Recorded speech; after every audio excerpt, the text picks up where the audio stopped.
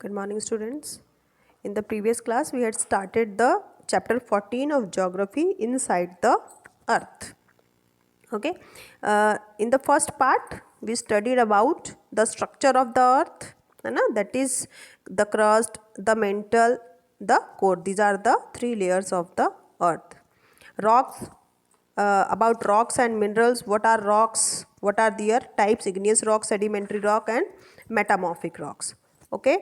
And today we are going to start the part minerals.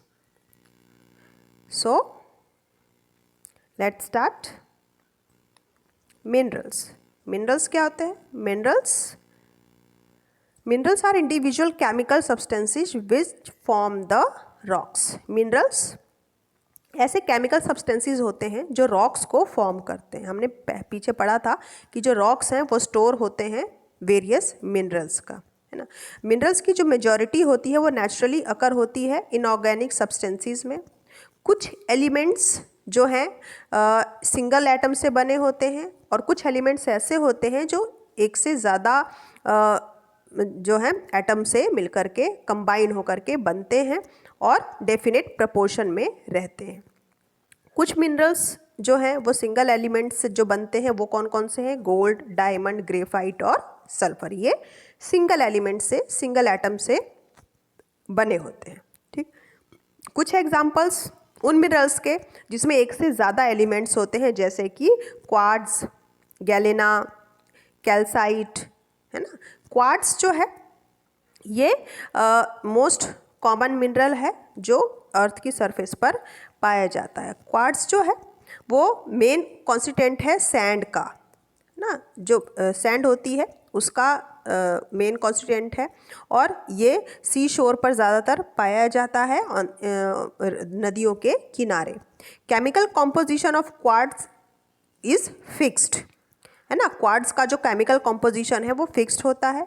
इसमें लगभग 2000 या उससे भी ज़्यादा मिनरल प्रेजेंट हैं अर्थ की क्रस्ट पर, है ना. हमारे अर्थ के ऊपर 2000 से भी ज़्यादा मिनरल्स प्रेजेंट हैं. सिलिकॉन और ऑक्सीजन ये टू मोस्ट एबंडेंट एलिमेंट हैं जो अर्थ की क्रस्ट पर पाए जाते हैं. ठीक है. जो कंपाउंड कंटेन होते हैं एक मेटल में, सिलिकॉन और ऑक्सीजन जिसमें एक साथ जॉइन होते हैं उन्हें सिलिकेट कहते हैं. सिलिकेट क्या होता है? कंपाउंड मेटल होता है जिसमें सिलिकॉन और ऑक्सीजन दोनों जॉइन होते हैं. तो सिलिकेट जो है most common rock forming mineral होता है. एग्जाम्पल के लिए ऐसे रॉक्स जैसे कि सैंडस्टोन, ग्रेनाइट और शेल, ये सिलिकेट मिनरल से ही बने होते हैं क्योंकि जो इनका कॉम्पोजिशन है वो क्या है? ग्रेनाइट, शेल एंड सैंडस्टोन, जिन्हें सिलिकेट रॉक कहा जाता है. अब हम पढ़ेंगे मूवमेंट ऑफ अर्थ. अर्थ की मूवमेंट्स क्या होती हैं? ठीक है. दो तरह की मूवमेंट्स होती हैं अर्थ की, vertical movement and horizontal movement. Vertical movement क्या है? Or subsidence of the earth crust called faulting. ठीक है. वर्टिकल मूवमेंट जो है वो सबसिडेंस है अर्थ की क्रस्ट का, जिन्हें फॉल्टिंग कहते हैं.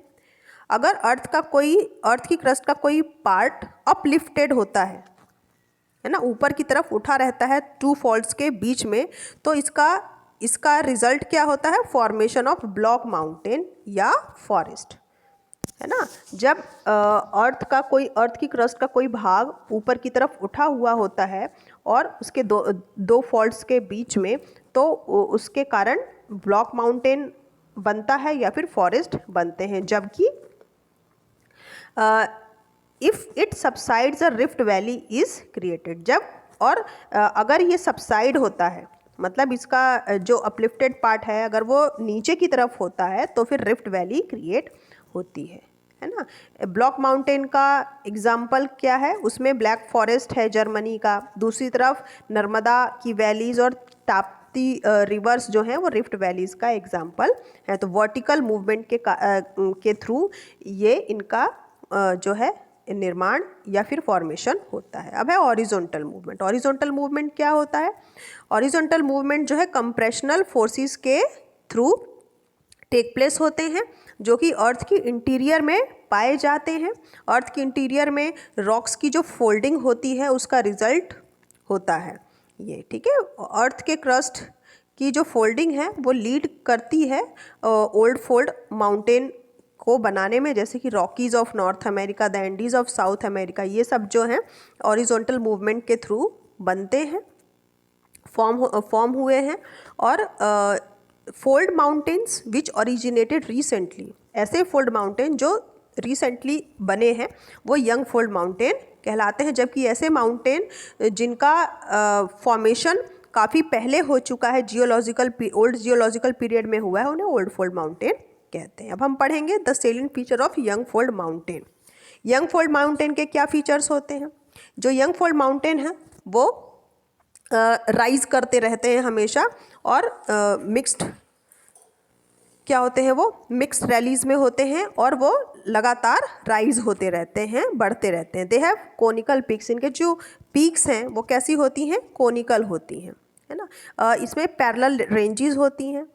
जो अनफोल्ड है एक फोल्ड माउंटेन का, उसे वो उन्हें क्या कहा जाता है? Known as anticlines, and the down folds को क्या बोलते हैं?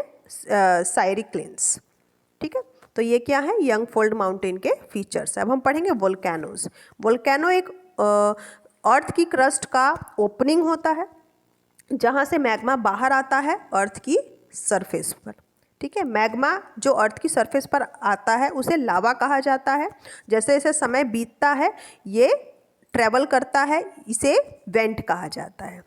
समय के साथ लावा और जो दूसरे मटेरियल होते हैं जैसे कि ऐश, क्रिंडर और गैसेस, है ना, जो वोल्केनो के थ्रू बाहर आते हैं वो एक्यूमुलेट होते हैं, इकट्ठा होते हैं ओपनिंग के चारों तरफ, और एक कोनिकल हिल या फिर माउंटेन फॉर्म कर लेते हैं। ठीक है, जो वोल्केनो का टॉप होता है वो कप शेप का होता है या फिर फनल के शेप का होता है ना, और उसमें डिप्रेशन होता है, दबाव होता है, जिसे क्रेटर कहा जाता है। ठीक है, वोल्केनिक इरप्शन जो है वो एक्सप्लोजिव होता है या फिर क्वाइटली, कभी कभार क्वाइट भी होता है ना। कभी कभार वो एक्सप्लोजिव भी होता है, मतलब धमाके के साथ होता है, और कभी कभी क्वाइट होता है, शांति से होता है ना। जो एक एक्सप्लोजिव इरप्शन अकर हुआ है होता है वो एक पॉइंट के थ्रू नैरो वेंट से होते हुए निकलता है, और जो इरप्टेड मटेरियल है वो वेंट के चारों तरफ इकट्ठा हो जाता है और एक कोन शेप का हिल बनाता है। माउंट फुजियाना जो है जापान में, और माउंट वेसुवियस इटली में, ये इसी तरह के वोल्केनोज का एग्जाम्पल है। ठीक है, अभी क्वाइट इरप्शन में क्या होता है कि जो लावा है वो नैरो क्रैक्स के थ्रू बाहर आता है अर्थ की क्रस्ट पर, और ये बड़े एरिया में फैल जाता है और लावा शीट की एक लेयर बना लेता है। कुछ प्लेट्यू और प्लेन्स जो हैं इसी तरीके से फॉर्म होते हैं। जो डेक्कन प्लेट्यू है इंडिया का, और कोलंबियन प्लेट्यू है नॉर्थ अमेरिका का, ये इसी तरह से फॉर्मेट हुए हैं, क्वाइट इरप्शन के थ्रू इनका फॉर्मेशन हुआ है। वोल्केनोज के टाइप्स अब हम पढ़ेंगे। पहला है एक्टिव वोल्केनो, डोरमेंट वोल्केनो और एक्सटिंक्ट वोल्केनो। एक्टिव वोल्केनो क्या होता है? Active volcano is one in which continue volcanic activity occurs and eruption can take place any time. For example, Mount Etna and Mount Stromboli. Active volcano क्या होता है? Active volcano वो है जिसमें continue volcanic activity होती रहती है ना, लगातार वहाँ पर वोल्केनिक एक्टिविटी होती रहती, इरप्शन लगातार होता रहता, कभी भी वहाँ पर इरप्शन हो जाता है, कभी भी मैग्मा बाहर आने लगता है। एग्जाम्पल के लिए माउंट एटना और माउंट स्ट्रोम्बोली। दूसरा है डोरमेंट वोल्केनोज। डोरमेंट वोल्केनोज जो है ये लंबे टाइम में इरप्ट होते हैं, काफ़ी समय लेते हैं इरप्ट होने में। लेकिन ये जो है ये भी कभी भी इरप्ट हो सकता है। एग्जाम्पल के लिए माउंट फुजियामा और माउंट वेसुवियस। फिर एक्सटिंक्ट वोल्केनोज वो हैं जो उनका कोई रिकॉर्ड नहीं है इरप्शन का, और कोई आगे भी कोई पॉसिबिलिटी नहीं है कि फ्यूचर में ये इरप्ट होंगे। एग्जाम्पल के लिए माउंट केन्या और माउंट एकोंकागुआ। ज़्यादातर जो एक्टिव वोल्केनोज हैं वर्ल्ड के वो सर्कुलर बेल्ट में लोकेटेड हैं अराउंड द पैसिफिक ओशन। इन्हें पैसिफिक रिंग ऑफ फायर भी कहा जाता है। ठीक है, ये थे वोल्केनोज। अब है अर्थक्वेक। अर्थक्वेक क्या है? ये सडन वाइब्रेशन होता है अर्थ की क्रस्ट के नीचे, जो इंटरनल फोर्स के कारण कॉज होता है। और ये कभी भी अकर हो सकता है।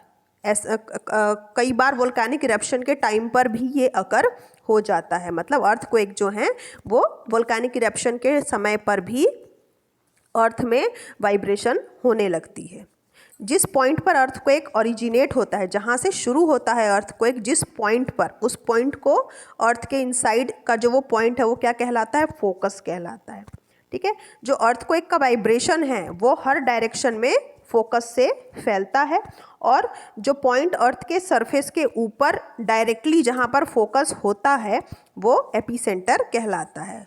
ठीक है, तो ये जो प्लेस है वो सबसे ज़्यादा डैमेज करता है अर्थक्वेक के दौरान।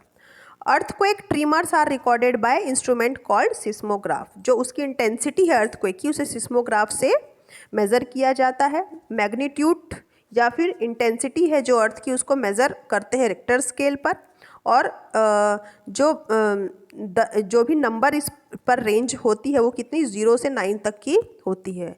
ठीक है, 7 या फिर उससे ज़्यादा की मैग्नीट्यूड की जो अर्थक्वेक होती है बहुत डिस्ट्रक्टिव होती है और बहुत ज़्यादा डैमेज करती है लाइफ और प्रॉपर्टी का।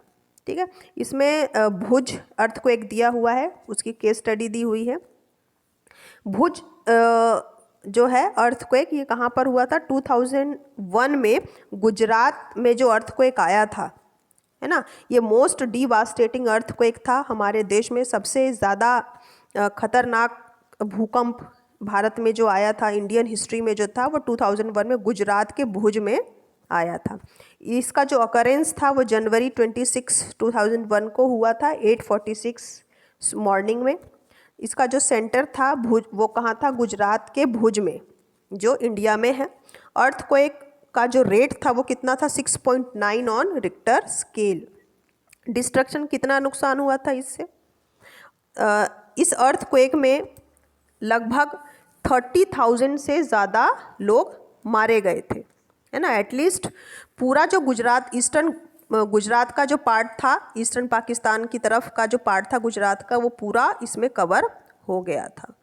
ठीक है, क्या कॉज था इसके अकरेंस का? क्यों अकर हुआ था? ये जो अर्थक्वेक था, इसके अकरेंस का कॉज था टेक्टोनिक प्लेट्स, जिन पर लगातार प्रेशर रिलीज हो रहा था, है ना।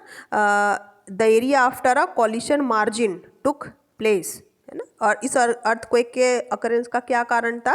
इनका कारण था टेक्टोनिक प्लेट्स पर जो लगातार प्रेशर रिलीज हो रहा था, वो उसके कारण ये अर्थक्वेक हुआ था। कॉलिशन मार्जिन, जहाँ पर दो कॉन्टिनेंट प्लेट हिट होते हैं आपस में एक दूसरे के साथ, और रब हो करके बहुत सारा प्रेशर क्रिएट करते हैं, और कई बार अचानक ऐसा हो जाता है, और इसके कारण अर्थक्वेक आया गुजरात में।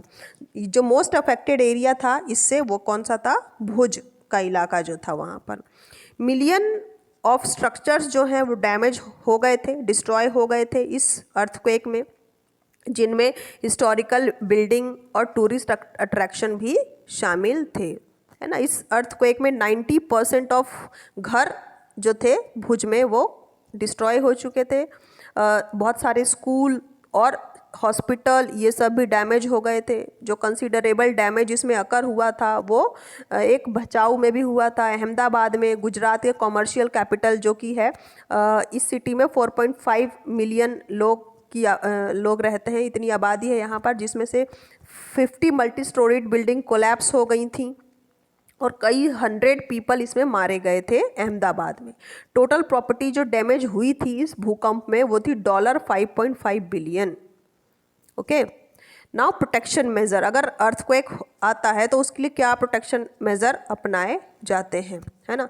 जो मेन कॉज होता है डिस्ट्रक्शन का वो क्या था? अर्थक्वेक था, और अर्थक्वेक के कारण जितने ही मैनमेड स्ट्रक्चर होते हैं वो सब डिस्ट्रॉय हो जाते हैं। तो इस तरह के ऐसे जो लार्ज स्केल के लॉस होते हैं, इनको अवॉइड करने के लिए हम कुछ प्रिकॉशंस ले सकते हैं। जो बिल्डिंग हैं वो सपोर्टिंग स्ट्रॉन्ग पिलर पे बनाए जाने चाहिए। जो बिल्डिंग्स जो बनाए जाते हैं वो सिंपल रेक्टेंगुलर प्लेन पर होना चाहिए।